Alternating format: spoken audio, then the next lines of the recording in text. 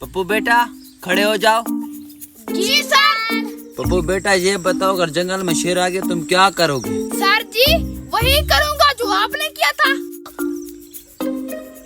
क्या मतलब मैंने क्या किया था? सर जी आपने तो हक दिया था।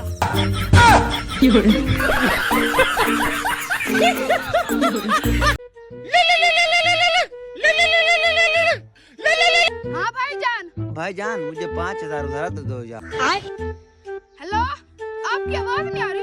आपकी आवाज नहीं आ रही। हेलो।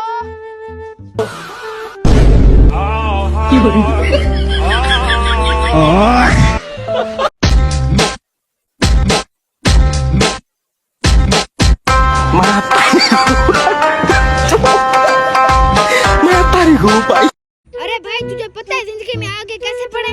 अपने दोनों पैर से। हम वहाँ नहीं बैठते। कहाँ भैया? जहाँ बैठने की जगह नहीं होती।